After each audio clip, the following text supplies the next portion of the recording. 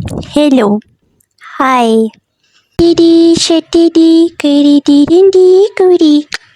Hi guys and welcome back to my YouTube channel. My name is Sonia Miracle Chan and that is Bobo. Basically आज हम जिस topic के बारे में बात करेंगे that is deja vu. Deja वू का नाम शायद आपने पहले सुना हो शायद ना सुना हो, but deja vu basically means एक ऐसी फीलिंग या एक ऐसी आपको अजीब सी वो होती है कि जैसे मेरे साथ ऐसा पहले भी हो चुका है, या मैं इस जगह पे पहले भी आ चुका हूँ या आ चुकी हूँ, या मैं इस रास्ते से पहले गुज़र चुकी हूँ, जबकि ज़िंदगी में कभी पहले आप उस जगह से ना गुज़रे होते हो, ना आए होते हो और ना ही एक्सपीरियंस किया होता है।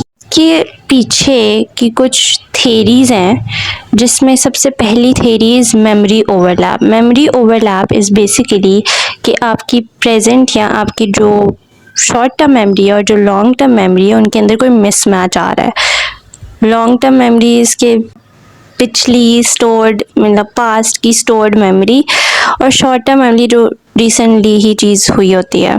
ओके, मेमोरी जो बहुत पास्ट की मेमोरी आप याद कर सकते होते हो, और शॉर्ट टर्म मेमोरी जो बहुत रीसेंट आपके साथ कुछ भी हुआ होता है। ओवरलैप में कि मेमोरी ओवरलैप थ्योरी में कि आपका जो शॉर्ट टर्म मेमोरी है मतलब जो रीसेंट मेमोरी है और जो लॉन्ग टर्म मेमोरी है वो मिसमैच कर गया। मतलब बहुत पुरानी मेमोरी जो है वो आपको कुछ अभी होते हुए या रीसेंट होती हुई चीज़ के ऊपर रिफ्लेक्ट कर रही होती है, और आप सोचते हैं कि ओ मेरे साथ तो मेरे साथ ये पहले हो चुका है, जबकि ऐसा हुआ नहीं होता। कि आपकी जो रीसेंट सिचुएशन है ना वो, या आप कहीं गए हैं और आपको लग रहा है कि मैं यहाँ आया हूँ, लेकिन आपको याद नहीं आ रहा, लेकिन पास्ट में कहीं ना कहीं वो चीज़ हुई है।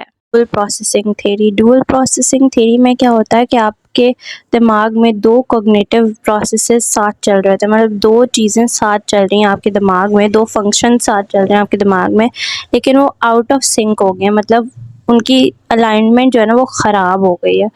अब उनका जो सिस्टम है वो आपस में जो था वो ख़राब हो गया ना, तो आपको ऐसे लग रहा होता है, वो एक ऐसी सेंसेशन सी पैदा होती है आपके दिमाग में जैसे आपके साथ पहले ये चीज़ हुई है। मतलब आपका दिमाग जो है ना वो जिस टाइम पे आपके दिमाग में वो चीज़ आनी होती है उसके बजाय थोड़ी देर पहले ही वो परसीव कर लेता है किसी चीज़ को। मतलब वो होनी है लेकिन वो उससे पहले ही टाइम से पहले ही परसीव कर रहा है।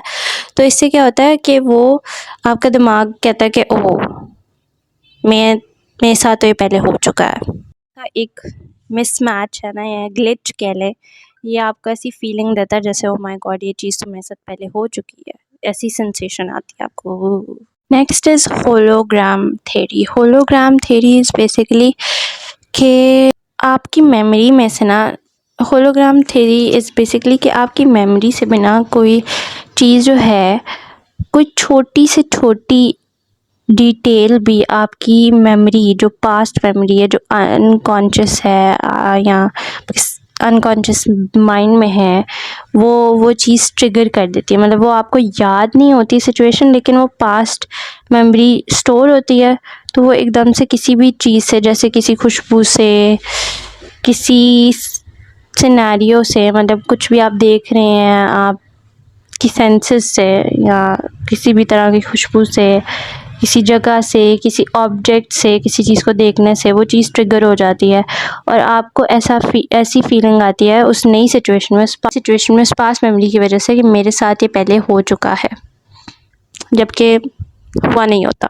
लॉजिकल थ्योरीज भी हैं, जैसे कि हमारे जो ब्रेन के इलेक्ट्रिकल एक्टिविटीज़ हैं, इलेक्ट्रिकल शॉक एक्टिविटीज़ हैं, उनमें कुछ डिस्ट्रप्शन आ जाती है, और उसकी वजह से कहते हैं कि जो टेम्पोरल लोब है ना आपका ब्रेन का, उसमें एपिलेप्सी की वजह से आपको डेजा वू की फीलिंग आ सकती है। और ऐसे भी कहते हैं कि जिन लोगों में एपिलेप्सी होती है, जिन लोगों को एपिलेप्सी होती है, उनमें डेजा वू की फीलिंग्स जो हैं वो ज़्यादा पाई जाती हैं।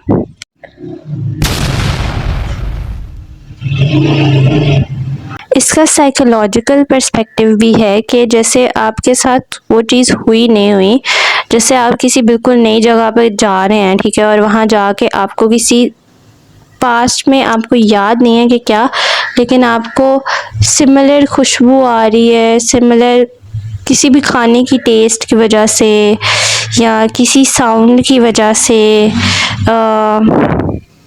कोई भी सिमिलर ऐसी फीलिंग की वजह से, सिमिलैरिटी की वजह से आपको ऐसा लगता है जैसे आप ना उस जगह पे पहले आ चुके हैं या वो चीज़ पहले एक्सपीरियंस कर चुके हैं, जबकि ऐसा नहीं हुआ होता। आपकी जो पहले आपने किसी सिमिलर, बहुत सिमिलर सी सिचुएशन में आप गए होते हैं ना, उससे आपको लग रहा होता है कि मैं यहाँ आ चुका हूँ, जबकि वो दूसरी सिचुएशन होती है। ये भी कहती हैं कि क्या पता डेजा वू जो है वो किसी तरह का ग्लिच हो इन द मैट्रिक्स और समथिंग, बट इसके पीछे ऑब्वियसली इनफ एविडेंस नहीं है and I don't know, okay, I am just saying. और इसकी रीज़न ये भी हो सकती है that you are working too much, ठीक है, अगर आप फ्रीक्वेंटली ये चीज़ एक्सपीरियंस कर रहे हैं डेजा वू की फीलिंग, तो इसका मतलब है कि आपने प्रॉपरली रेस्ट नहीं ली हुई, मे बी आपने प्रॉपरली स्लीप नहीं ली हुई, इस वजह से your brain is tired and it's creating the sensation of deja Wu.